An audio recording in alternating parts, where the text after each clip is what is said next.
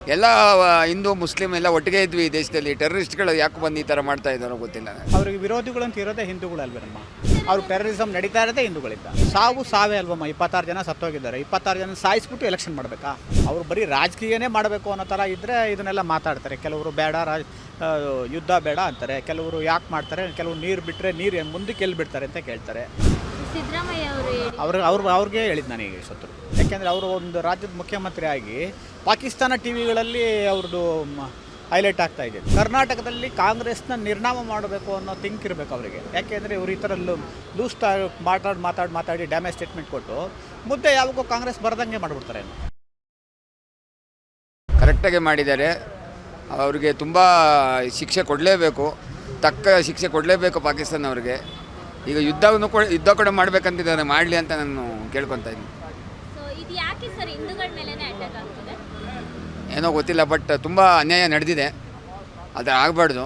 ಎಲ್ಲ ಹಿಂದೂ ಮುಸ್ಲಿಂ ಎಲ್ಲ ಒಟ್ಟಿಗೆ ಇದ್ವಿ ಈ ದೇಶದಲ್ಲಿ. ಟೆರರಿಸ್ಟ್ಗಳು ಯಾಕೆ ಬಂದು ಈ ಥರ ಮಾಡ್ತಾ ಇದ್ದಾರೋ ಗೊತ್ತಿಲ್ಲ ನನಗೆ. ಭಾರತದ ನಡುವೆ ಇನ್ಮೇಲೆ ಮುಂದೆ ಪಾಕಿಸ್ತಾನ ಭಾರತ ನಡುವೆ ಯುದ್ಧ ನಡೆಯುತ್ತಾ ಸರ್? ನಡಿಬೋದು ಅಂತ ಹೇಳ್ತಾ ಇದ್ದಾರೆ. ಇವನು ಐ ಆಮ್ ನಾಟ್ ಶ್ಯೂರ್. ನಡೆದ್ರೆ ಏನಾಗುತ್ತೆ ಗೊತ್ತಿಲ್ಲ, ಬಟ್ ನಡಿಬೋದು ಅಂತ ಹೇಳ್ತಾ ಇದ್ದಾರೆ. ಕಮಿಂಗ್ ಡೇಸ್ ಹೊಟ್ಟೆ ಕೊಡುತ್ತೆ. ಯಾಕಂದರೆ we are more powerful than them. ತುಂಬ ಪವರ್ಫುಲ್ ಆಗಿದ್ದೀವಿ ಅವ್ರಿಗಿಂತ. ಎಲ್ಲ ವಿಷಯದಲ್ಲಿ, ಎಲ್ಲ ಪ್ರತಿಯೊಂದು ಪ್ಯಾರಾಮೀಟರ್ಸಲ್ಲೂ ತುಂಬ ಸ್ಟ್ರಾಂಗ್ ಆಗಿದ್ದೀವಿ. ಸೊ ಗೆಲುವು ನಮ್ಮದೇ ಖಚಿತ.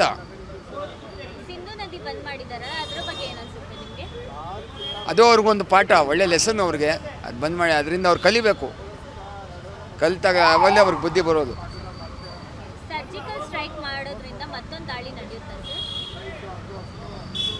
ದಾಳಿ ಅದೇ ಆಗ್ಬಹುದು, ಇನ್ನು ಶೋರ್ ಇಲ್ಲ, ಗೊತ್ತಿಲ್ಲ. ಅದೇ ಆಗುತ್ತೆ ಅಂತ ಹೇಳ್ತಾ ಇದ್ದಾರೆ. ಇನ್ನು ತೊಗೊತೀನಿ ಅಂತ ಹೇಳ್ತಾ ಇದ್ದಾರಲ್ಲ, ನೋಡ್ಬೇಕು. ಈಗ ವಾರ್ ಮಾಡ್ತೀನಿ ಅಂತ ಹೇಳ್ತಾ ಇದ್ದಾರೆ. ಸ್ಟ್ರಿಕ್ಟ್ ಆ್ಯಕ್ಷನ್ಸ್, ಮೀಟಿಂಗ್ಸ್ ನಡೀತಾ ಇದೆ. Let us see the outcome ಏನಾಗುತ್ತೆ ಅಂತ ನೋಡೋಣ. Wait and watch. ಸರ್ಕಾರ ತಗೊಳ್ತಾ ಇರೋ ನಿರ್ಧಾರದಿಂದ ಮುಂದೆ ಈ ಥರ ಘಟನೆ ನಡೆಯುತ್ತೆ ಅಂತ ಕಠಿಣ ಕ್ರಮ ತಗೊಂಡ್ರೆ ಮುಂದೆ ಖಚಿತವಾಗಿ ನಡೆಯಲ್ಲ. ಕರೆಕ್ಟಾಗಿ strict security measures, strict measures ಈ ಸತಿ ತೊಗೊಂಡ್ರೆ ಇನ್ನೊಂದು ಸತಿ ಯಾವಾಗಲೂ ಆಗೋದೇ ಇಲ್ಲ. ಈ ಥರ ಒಂದೇದಾಗ ಏನಿಲ್ಲ, ಎಲ್ಲ ಶಾಂತಿಯುತವಾಗಿರಬೇಕು. ನಮ್ಮ ದೇಶಕ್ಕೆ ಯಾರೂ ತೊಂದರೆ ಮಾಡಬಾರ್ದು ಅಷ್ಟೇ. ಜೈ ಹಿಂದ್. ಒಳ್ಳೆ ಕೆಲಸ ಮಾಡಿದ್ದಾರೆ ಮೇಡಮ್. ಇವತ್ತು ಬೆಳಗ್ಗೆಯಿಂದ ನಿರಂತರವಾಗಿ ಮೀಟಿಂಗ್ ನಡೀತಾ ಇದೆ. ಬೆಳಗ್ಗಿಂದ ಇವತ್ತು ಸಂಜೆವರೆಗೂ ಏನೋ ಮೀಟಿಂಗ್ ಇದೆಯಂತೆ. ಪಾಕಿಸ್ತಾನದ ಮೇಲೆ ಯುದ್ಧ ಮಾಡ್ತೀವಿ ಅನ್ನೋ ಥರ ಮೀಟಿಂಗ್ ನಡೀತಾ ಇದೆ. ಮೋಸ್ಟ್ಲಿ ಮಾಡ್ಬೋದು. ಇವತ್ತಿನ ಬೆಳವಣಿಗೆ ನೋಡಿದ್ರೆ ಮಾಡ್ಬೋದು. ಇದು ಹಿಂದೂಗಳ ಮೇಲೆ ಯಾಕೆ ಸರ್ ಅಟ್ಯಾಕ್ ಆಗ್ತಿದೆ?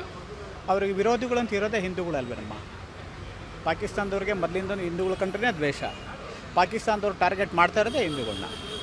ಅವ್ರು ಟೆರರಿಸಮ್ ನಡೀತಾ ಇರೋದೇ ಹಿಂದೂಗಳಿಂದ. ಈ ಥರ ಘಟನೆ ಎಲೆಕ್ಷನ್ ಟೈಮ್ ಯಾಕೆ ಸರ್? ಇದು ಎಲೆಕ್ಷನ್ ಟೈಮ್ ಅಂತ ನೋಡ್ಕೊಂಡು ಮಾಡಿಲ್ಲಮ್ಮ. ಸುಮ್ಮನೆ ಇವರು ರಾಜಕೀಯದವರು ಅದು ಇದು ಹೇಳ್ತಾರೆ ಅಷ್ಟೇ. ಸಾವೇ ಅಲ್ವಮ್ಮ. 26 ಜನ ಸತ್ತೋಗಿದ್ದಾರೆ. 26 ಜನ ಸಾಯಿಸ್ಬಿಟ್ಟು ಎಲೆಕ್ಷನ್ ಮಾಡಬೇಕಾ? ಆ ಥರ ಏನಿಲ್ಲ ಅಲ್ವಾ. ಭಾರತ ಪಾಕಿಸ್ತಾನ ಯುದ್ಧ ನಡೆಯುತ್ತಾ ಸರ್? ಇವತ್ತಿನ ಬೆಳವಣಿಗೆ ನಡಿಬೋದಮ್ಮ.